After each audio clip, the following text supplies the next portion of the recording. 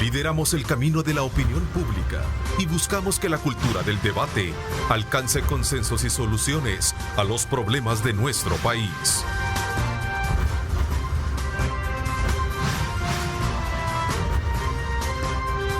Diálogo con Ernesto López. Buenos días, El Salvador, ¿cómo están? Qué placer enorme saludarles a ustedes. Bienvenidos a una edición más de su programa Diálogo 21. Estamos en esta mañana de día lunes 25 de octubre de 2021, contentos, agradecidos con Dios Todopoderoso por darnos un nuevo amanecer y por supuesto también darnos esa energía que necesitamos para apostarle a todos nuestros proyectos durante esta semana que se nos presenta. Así es que desde ya, desde luego hay que ser duro contra todas aquellas negatividades, todos aquellos aspectos o signos negativos, y vamos a ser optimistas teniendo a Dios en el centro de nuestras actividades para poder salir adelante con todos nuestros retos. Así es que desde ya, bienvenidos. Esta mañana quiero darle la más cordial bienvenida a Fernando Romero. Él es experto en transporte internacional y logística y consultor también de Coexport. Gracias, Fernando, bienvenido, gracias por acompañarnos. Muchísimas gracias a ti por la oportunidad de compartir con la teleaudiencia algunas de las informaciones que pueden responder a las razones de por qué quizás no tendremos una Navidad como la que siempre hemos estado acostumbrados. Ok, interesante, vamos a conocer realmente qué está pasando en el mundo. Quiero darle la más cordial bienvenida también esta mañana a Silvia Cuellar, directora ejecutiva de Coexport. Bienvenida, Silvita, ¿qué tal? Buenos días, gracias por acompañarnos. Buenos días, es un gusto estar con ustedes esta mañana. Bien, muchas gracias, qué bueno, creo que va a ser muy importante conocer desde luego sus puntos de vista con relación a los temas que esta mañana también tenemos. Me voy hasta Washington, don Carlos Vela, ingeniero Carlos Vela con nosotros, él es un empresario, educador, bienvenido, gracias por acompañarnos, don Carlos, buenos días. Muchísimas gracias, Ernesto, y un gran placer estar con los compañeros que están en su tarima y Silvia. Espero que todo salga muy bien. Claro, por supuesto. Al pueblo salvadoreño. ¿Por qué se le llama crisis global de suministros, lo que se está advirtiendo por los expertos? ¿O por qué se le conoce también como la crisis de los contenedores? A ver, Fernando, tú eres un experto en desarrollo de gestión empresarial. Tienes muchos estudios precisamente en el área especializada, eres catedrático universitaria en la carrera de negocios internacionales, en fin, leo un poco de tu resumen porque sé que versas mucho sobre los temas que esta mañana queremos colocar sobre la mesa. Muy bien. Bueno, en primer lugar, tenemos que informar que en realidad es una crisis de contenedores, pero esto se remonta al inicio de la pandemia. ¿Por qué? Porque desafortunadamente en la encerrona en la que nos vimos todos los países alrededor del mundo, no tuvimos la oportunidad de confirmar cuál era el plan B. Se cierran aeropuertos, se cierran puertos para pasajeros y demás, pero la mercancía tenía que seguir fluyendo. Sin embargo, en ese momento el factor humano fue el que empezó a fallar. Ya en ese momento el encierro para muchos de nosotros había concluido, sin embargo, la situación se mantuvo debido a que la devolución de contenedores vacíos a China se convirtió en un verdadero problema. Entonces, sí es una realidad si lo vemos desde el punto de vista meticuloso, logístico. Afirmativo. De tramitología, sí es una realidad. No es esto un invento, como en algún momento lo recojo, de la versión popular, en la cual lo que están buscando es crear ahora, entrar en una nueva crisis. Ya tenemos la crisis de salubridad, vámonos ahora a ver una crisis económica para terminar de componernos o de descomponernos como un mundo. ¿Qué piensas tú de eso? Perdona, tengo que traerlo a colación. No, es totalmente de acuerdo. Es un punto medular también en todo esto para comprenderlo. Muchos de los expertos, entre comillas, que tienen mayor cantidad de información, hablan de que la interrupción en la cadena de suministro se ha visto afectada por una infinidad de factores. Congestión portuaria es uno de ellos, retorno de contenedores vacíos es otro, falta de materias primas para producir es uno más, hasta inclusive la situación llevada con el cierre que hubo temporal del canal de Suez. Nuestro consumo como seres humanos se habla de sociedades muy importantes como la de Estados Unidos y Europa. Sin embargo, ellos no son los que consumen únicamente. Consume América Latina, consume El Salvador, consumimos tú y yo. En ese sentido, automáticamente esto ha venido como un dominó y técnicamente nos lleva al mundo que tenemos hoy. A ver, don Carlos, existen básicamente 4 factores que han generado este problema, ¿verdad? La crisis de logística se venía gestando ya por varios años y tenía diferentes manifestaciones. Por ejemplo, en los Estados Unidos hay una gran escasez de choferes de camiones, al grado de que los Estados Unidos está invirtiendo mucho para que nueva gente se incorpore a ese trabajo. La otra es de que nos estamos moviendo a la 4ª generación industrial, y es que se está gestando una nueva forma de ordenar y transportar, que es toda inteligente, o sea, de que toditas las diferentes nodos que son parte de la logística se están manejando, se están moviendo a un modo digital con inteligencia artificial, y no logramos todavía hacer ese ajuste. Por otro lado, ha habido una alza de combustible que ha llevado a que los costos también de transporte de los barcos de contenedores suban. Los Estados Unidos y muchos países han llegado a la conclusión de que es preferible una producción cercana. Entonces los Estados Unidos están moviendo su producción primordialmente de la China hacia México y a Brasil, pero el resto de América Latina. Incluso en El Salvador ha habido un crecimiento en la producción de las exportaciones. Eso se debe a un reajuste político de los Estados Unidos.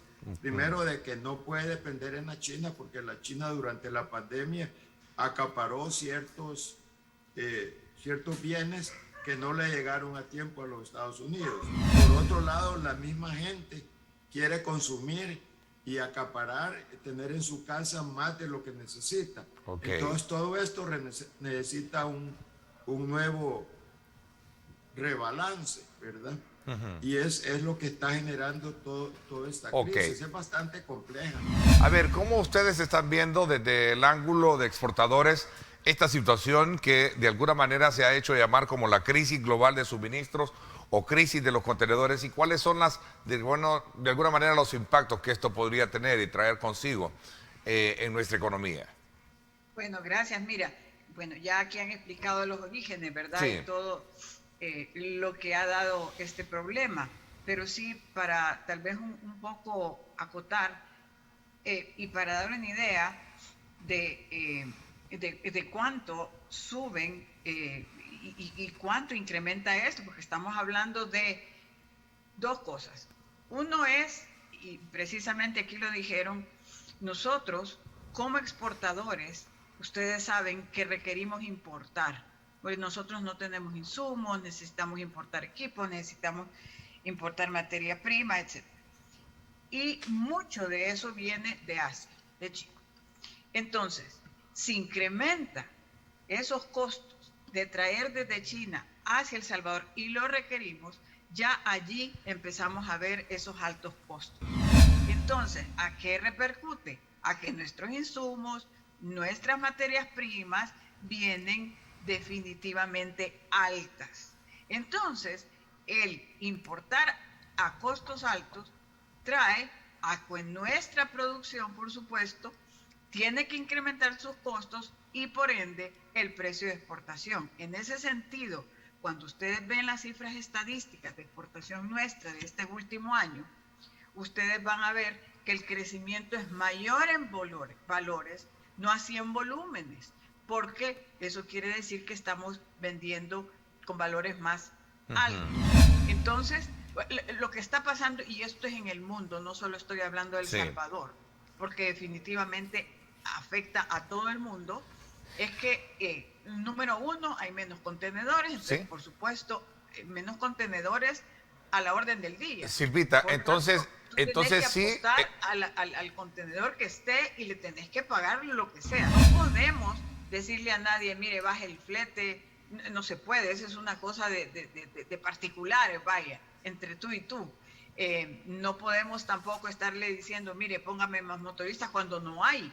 O sea, no ese es el tema, es cómo a nivel de la región y cada país hace hacia lo interno algunas medidas que de alguna manera puedan apalear esta situación. Ok. Total y absolutamente de acuerdo, pero principalmente con Silvia. ¿Por qué? Porque básicamente el impacto a nuestra exportación afecta de manera directa la economía de El Salvador. Por ejemplo, en la medida en que los insumos de los exportadores estén, entre comillas, más caros, no es solamente el hecho de que tengamos que incrementar el costo del producto final y que éste a su vez nos ponga en un desbalance en relación a otros productos similares que puedan tener costos inferiores ya en el mercado objetivo. Ese es un impacto definido. Y en el otro, el hecho de que este sigue siendo un país muy consumista. Bueno, mire, con respecto a El Salvador, yo verdaderamente veo una gran oportunidad. Digamos, ahorita usted, los puertos de Los Ángeles y Long Beach es un nodo que tienen que brincar los bienes que vienen de la China y los que van de El Salvador para el oriente. A mí me parece de que eso abre la oportunidad que en Centroamérica se forme un centro de acopio para suplir toda la región y haya un tránsito de Centroamérica a Oriente o de un lugar, digamos, en Centroamérica hacia los Estados Unidos. Me parece que yo por ahí le fuera buscando, ¿verdad? Claro, necesita que ¿cómo se llama? Nos automaticemos nosotros en El Salvador, necesita muchos cambios en cuanto a la infraestructura, pero yo creo que en ese caso, ¿verdad?, está la diáspora. O sea, hay muchos salvadoreños de la diáspora que tienen experiencia en cuestiones de logística moderna. La gran pregunta que... Sí, don Carlos, dígame. Fíjese de que, digamos, en los Estados Unidos, y usted tal vez conoce esto mejor que yo, Silvia, hay 3 puertos que básicamente manejan todo el país. El puerto de Long Beach, Sí. el puerto de Los Ángeles y el puerto de Savannah. Entonces, si los estados, que está en el este, ¿verdad?, si los Estados Unidos funcionan con 3 puertos grandes, los otros son verdaderamente es un tráfico pequeño. ¿Por qué Centroamérica tiene que tener tantos puertos? ¿Y por qué tenemos que estar compitiendo un país con otro país? Nosotros deberíamos establecer un puerto en el Pacífico y un puerto en el Atlántico. Pueden haber otros, ¿verdad?, que sirven para descongestionar y para tener una mejor planificación, pero verdaderamente necesitamos una solución integrada en Centroamérica. Pero imagínese, Carlos, que si tuviéramos solo 2 puertos, la capacidad tendría que ser mucho mayor. Y el problema son los espacios en que están los puertos. Bueno, tenemos un precio de los combustibles en una ascendencia que podría tener y genera siempre un impacto inflacionario, como lo establecen algunos economistas. Se dice que viene otro nuevo incremento para los próximos días.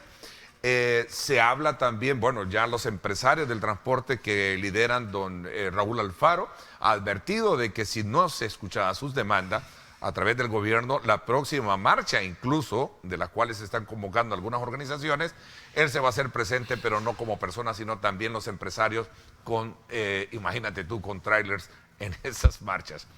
Así está el mundo, así está el tema de lo que estamos hablando. A ver, Fernando y los 3 tienen la palabra, pero comienzo contigo. Bueno, muchas gracias. En primer lugar, quiero retomar algunos de los aspectos que mencionó don Carlos. La digitalización.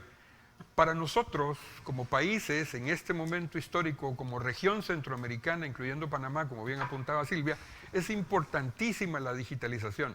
Pero la digitalización va más allá de simplemente pensar en un concepto muy trillado, si lo quieren, una aduana sin papeles.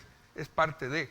Sin embargo, la digitalización se tiene que dar a muchos niveles de manera conceptual y también de manera simultánea. Este país ha demostrado que tiene la capacidad para muchas otras actividades en ese sentido, porque tenemos industrias muy bien definidas, como inclusive, por ejemplo, la industria farmacéutica y la preparación de insumos para la pandemia. Hemos dado pasos precisamente producto de esta situación. Y finalmente me quiero quedar con el hecho de que las compañías navieras, a las que en algunas ocasiones hemos señalado como los malos de la película, resulta que han tenido que buscar y desenmarañar una cantidad de problemas muy graves al interno. ¿A qué me refiero? Se habla inclusive, porque ya es una realidad, que se están haciendo viajes en barcos directos de mucha menor capacidad, directos a Centroamérica. Si apostamos a grandes puertos, ok, perfecto, y de esos grandes puertos, con los puertos que tiene cada país, se maneja, se hace una transferencia pues de carga, se maneja tipo por FIDE para la región, porque estamos tan cerca, ¿verdad? Tenemos que poner a funcionar el tema del ferry, que tanto hemos soñado y ni siquiera, ya llevamos 4 años hablando del ferry con Costa Rica y no procede. Imagínense lo que toma eso. Aquí en El Salvador nosotros fuimos a la Secretaría Técnica, con la Ministra de Economía, y le expresamos la necesidad de tomar alguna medida. Lo están estudiando, parece que está en algo similar con Honduras, estamos hablando y esperamos que esta semana pues algo resulte. Corto plazo, largo plazo. Y que el problema de los costos es complicado, ¿verdad? Porque usted no, por lo menos aquí en Estados Unidos, el costo no es el costo de transporte del bien específico que usted ha traído, sino que el costo es lo que le va a costar a usted traer el próximo para reemplazar, ¿entiende? O sea, los costos, por lo menos como yo lo conozco, el manejo de costos es que yo no puedo vender algo a mi costo, sino que al costo que me va a tocar reemplazarlo cuando lo venda. Y eso en El Salvador es bien complicado porque la gente se opone. Pero al final, ¿saben qué es? Todo se revierte a, y Fernando creo que es lo que trató de decir, nosotros tenemos que tener a nivel de la región una facilitación en toda la línea. Es correcto. O sea, pase adelante en aduanas, tecnología, todo eso es lo que significa. De lo contrario, Carlos, no podemos llegar a Estados Unidos teniendo las cosas rápidas, como ellos lo requieren, en Estados Unidos, Europa, Sudamérica, donde sea.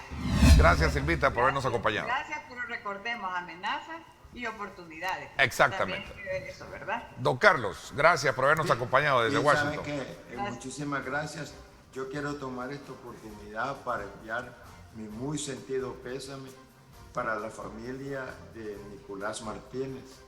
Sí. Verdaderamente, sí. Yo creo que hay 3 personas que yo conocí en El Salvador, Raúl Durán, Juan Martel y Nicolás Martínez, que han fallecido por los problemas del COVID-19. De la pandemia, también igual. Yo le diría a los salvadoreños que se tomen el booster y si se pusieron una ¿cómo se llama? Una vacuna asiática, que se pongan la Johnson & Johnson.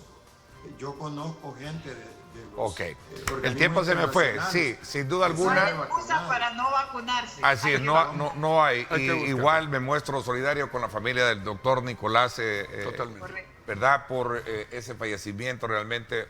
Así está el país, así está el mundo, cuidémonos.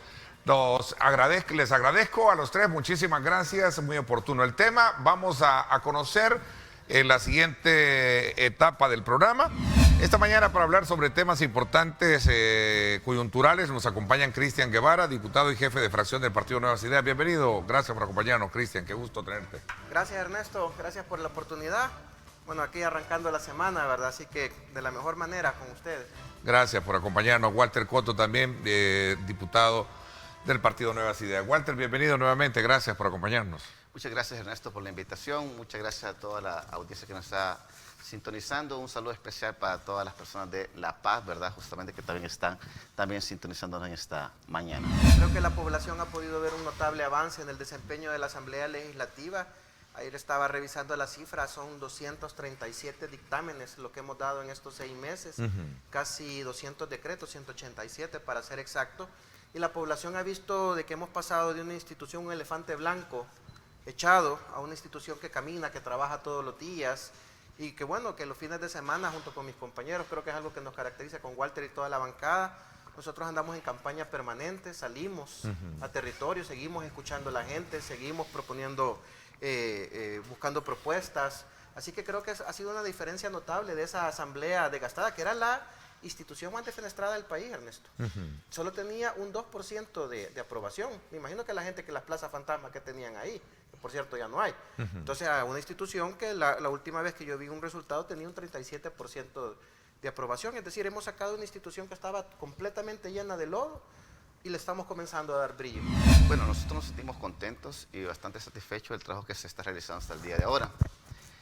Si bien es cierto, hemos tenido de alguna manera que los partidos tradicionales han estado siempre tratando de no permitir que la agenda por el bien de la población siga creciendo, pues nosotros vamos avanzando.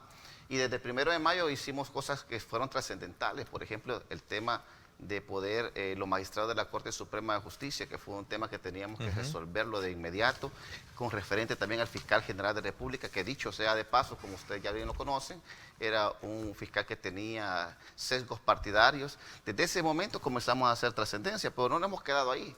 También dimos fondos para el Plan Control Territorial y eso también ha generado que la estabilidad en cuanto a materia de evidencia siga manteniéndose. Pero aquí, en este mismo contexto, Cristian y también Walter, ¿qué características de alguna manera pueden, digamos, distinguirse de lo que en el pasado se tenía? ¿Qué tan deliberantes son los temas en la Asamblea Legislativa cuando se presentan? Porque ese es uno de los puntos que algunos sectores, algunos analistas y algunos y la oposición misma dicen, aquí no hay una deliberación de temas de país por los cuales debería de ser característica propia de un órgano de Estado. A ver. Fíjate que yo te voy a dar un caso puntual para desvirtuar eso. Fíjate que yo estoy de secretario en la Comisión del Agua y ahí se hizo una consulta en la que se llamaron a sectores. Primero llegaron todas las universidades del país, se convocaron las 23 universidades. Que terminaron ya, por cierto, el viernes, ¿verdad? Terminamos el articulado, falta Sí. todavía el nombre de la ley, falta los considerandos y alguna revisión, porque como todavía no se mandó al equipo técnico para que le diera la revisión, pero ya estamos a punto de salir, pero se convocaron a todas las universidades, se convocaron a todas las iglesias, se convocaron a todos los sectores, y ahí llegaron sectores vinculados al FMLN que no estaban, pero se les escuchó. Hay párrafos enteros que se han tomado del Foro del Agua, para incluirlos en el articulado. Hay párrafos enteros que se han tomado de la UCA. Y yo me acuerdo de cuando nos dijeron de que venía un marco jurídico, que fue la propuesta inicial que venía de Capres. Yo me acuerdo que la del FMLN berrió, lloró, que eso no se iba a cambiar, que eso era una pantomima, y se desvirtuó eso. Lo hemos deliberado, es decir, hemos hecho discusión. Sí existe diálogo, sí existe Pero te voy a dar un consenso, sí ejemplo, existe. te voy a dar un ejemplo de cómo funcionan ellos y cómo tratan de engañarnos. Venimos en la Comisión del Agua y le dijimos que la parte más difícil, la parte más técnica era el canon, tanto el por uso y aprovechamiento y el canon por vertido. Les dijimos nosotros, miren, traigan a un experto de agua sobre el tema hídrico y que nos venga a dar propuestas. Todos los grupos parlamentarios están abiertos. Mira, el de nosotros, el de Nuevas Ideas, por Dios, tiene un currículum con estudios en Australia, en Brasil, en Chile, en Estados Unidos, con maestrías. Eso fue lo que llevamos. ¿Y el FMLN a quién llevó? A nadie. No pueden alegar que no hay discusiones, no hay participación, consenso y escuchar a los sectores. Así es, entonces, que sean, o sea, son tan irrelevantes. Fíjate que Carlos Herman Brook le dijo algo que se lo expresó de una buena manera. Le dijo, es que mire, ser oposición no es decir solo no, y no, y no, y no. Ser oposición es decirle, mire, traigo esta propuesta bien elaborada, discutámosla. ¿Y hay capacidad de escucharla, no se las he escuchado discutirla de y ellos. introducirla? Yo no se las he escuchado de ellos. Yo lo que veo un Portillo Cuadra cada día más beligerante. Eso es lo que veo yo. A un partido voy, porque ni a Vamos llega, solo tienen uno. Entonces un partido voy que llega a decir no a todo. ¿Me entendés? Pero no veo una propuesta. Nosotros hicimos una reforma del artículo 32 del Código Procesal Penal. Y justamente en esa discusión, cuando estábamos justamente en la comisión, que dicho sea de paso, ahí estaba Portillo Cuadra, él, en lugar de discutir la propuesta, porque era con temas de corrupción, él se levanta y se va. Y entonces, realmente sí tienen los espacios, sí pueden hacerlo. no llegan a las comisiones y cuando llegan se van. Y cuando ya presentan sus espacios dentro de lo que es la plenaria, ellos aducen que no se ha discutido, pero ¿cómo no se va a discutir si efectivamente nosotros damos los espacios, pero ellos se alejan de los espacios? Este tema relacionado con los tiempos de concesión, que por cierto te creó una polémica por algunos cambios, cuéntame un poquito sobre yo eso. creo que el tema de la polémica, te digo, nos pasaron la base, primero, la decisión de los tiempos, lo criticaron, los del FMLN, porque es los del FMLN los que están haciendo ahí la bullita. El marco jurídico, lo criticaron. La metodología, la criticaron, ¿me entendés? El desarrollo, la ejecución, lo critican. Entonces, es decir, están criticando todo y están dando falacias, la verdad que están llenando de mentiras. Por ejemplo, dicen que el artículo no es una ley que tiene... que dice que los derechos humanos, que el acceso al agua es un derecho humano. Y en el artículo 1 está mencionado el tema de los tiempos. Sí, la explotación, que es el tema de la explotación. La ley tiene otros candados. Vos sabés primero que este tema no estaba en absoluto regulado, es decir, que aquí había un abuso sistemático de todo. Y hoy lo que se busca es regular. Es decir, antes no había un límite diario de litros, hoy los tiene, hoy la ley tiene ese candado. ¿Me entendés? Antes no lo había. Y es más, la ley te dice, te da dos términos, te da la explotación por año, hasta el máximo por año, pero también por día. Porque antes, imagínate, si lo hubiéramos dejado solo por año, como venía originalmente, vos podías, si no trabajabas sábado y domingo, el viernes podías explotar el triple. Hoy no, hoy el viernes, o sea, hoy todos los días tienen un tope. También dice sobre la crisis hídrica, es decir, si hay una crisis hídrica, todas las autorizaciones pueden ser revocadas, porque ya está determinado los usos, y el uso doméstico es el principal uso. Entonces todo va en función de los usos. El segundo uso es el uso de la seguridad alimentaria. Entonces hemos puesto varios candados para que no sea solo el tema de la explotación como lo han querido ver ellos. ¿No hay intereses poderosamente económicos presionando en este caso a ustedes y Walter y Cristian? Hay intereses económicamente poderosos, sí, poderosísimos, pero no tienen el valor de ir a presionar a la bancada 100, ningún valor. No, también dicho sea de paso, como anteriormente ya lo manifestó Cristian, esto ha sido participativo, pero no solamente en el tema de escuchar a los diferentes entes. La academia dio sus aportes, la sociedad civil dio sus aportes, el gobierno dio sus aportes, la industria dio sus aportes, pero no solo nos quedamos en escucharlo, fíjate, del 100% de los aportes que se dieron, yo estoy convencido que metimos no menos del 80% de todos esos aportes, hicimos un cambio de la ley que ya estaba presentada. Por lo tanto, hoy no podemos decir que simplemente nos quedamos con escuchar aportes, sino que, por el contrario, los escuchamos y los plasmamos. Incluso, fíjate, cada vez que nosotros íbamos viendo artículo por artículo, manifestábamos los aportes que nos habían hecho, ya sea la academia, ya sea un organismo, ya sea un ente ambiental, y decíamos, mire, yo considero que este aporte es pertinente, y lo platicábamos y lo cambiábamos en el momento y hacíamos, porque creíamos que no solamente sería de escuchar a la población, porque eso lo vienen haciendo de años, con la mentira los mandaban a llamar y siempre todos nos decían lo siguiente, fíjate Ernesto, a mí me llama la atención, siempre nos han mandado a llamar, esta tercera, cuarta vez que nos mandan a llamar, pero nunca esos aportes realmente han sido no solamente escuchados, sino que han sido trasladados a la ley. Hoy sí se ha hecho.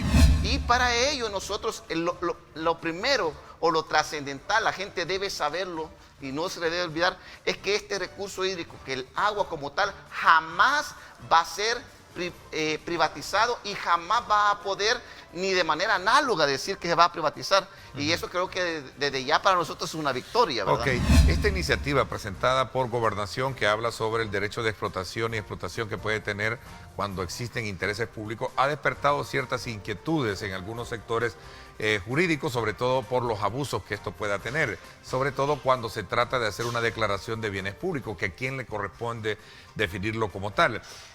¿Cómo se va a cuidar no caer precisamente o dejar esos portillos abiertos a la hora de poder aprobar una iniciativa como esta? Cuéntanos un poquito. Bueno, la iniciativa más o menos se denomina como ley de dominio para que pueda hacer cierto uso las alcaldías con respecto al tema de la expropiación. Lo primero que hay que dejar sentado a la población desde ya es que el tema de la expropiación no es un tema que ahorita se esté creando. Eso no es nuevo, eso siempre existe. Cuando tú vas a aventar una carretera y vas... Exactamente. Existe. 1939, desde 1939. O sea, eso es lo primero. Segundo, nuestra Constitución también ya lo regula. Si no mal recuerdo, el artículo como 133 de la Constitución manifiesta que la posibilidad de que el Estado, en su eminente deseo de querer solucionar percances y que estos sean para el bien social, o sea, para una respuesta netamente social, entonces se le da la posibilidad para que se pueda expropiar ciertos inmuebles. Como te digo, eso no es algo nuevo. Esto simplemente lo que se pretende hacer es darle como un poquito más de posibilidades a la alcaldía. Y ojo con esto, no es que quede a lo antojadizo. No es que diga la alcaldía, voy a quitar ese inmueble, pero porque quiero quitarlo. No, porque justamente lo que tendrá que tener el primer punto taxativo que la norma establece es que tiene que ser con fines netamente sociales.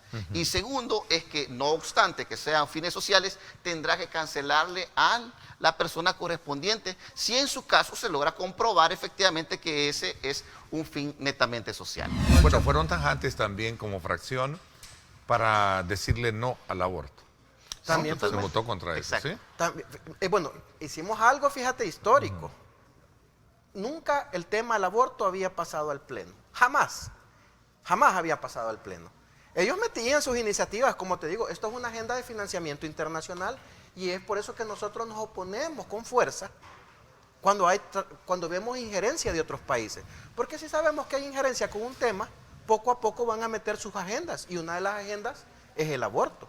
Entonces ellos metían las iniciativas y nunca pasaban a Pleno. Nosotros dimos desfavorable.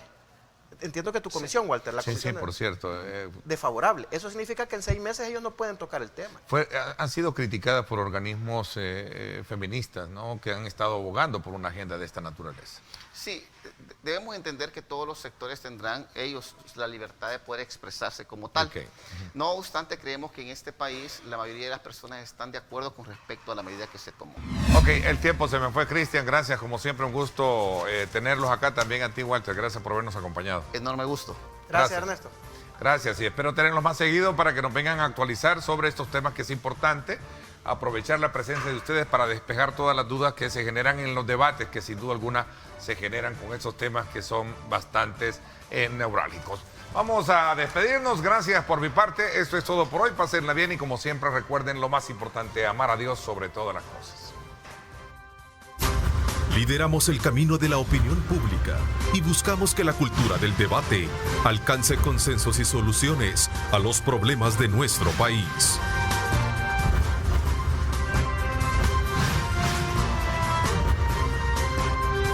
Diálogo con Ernesto López.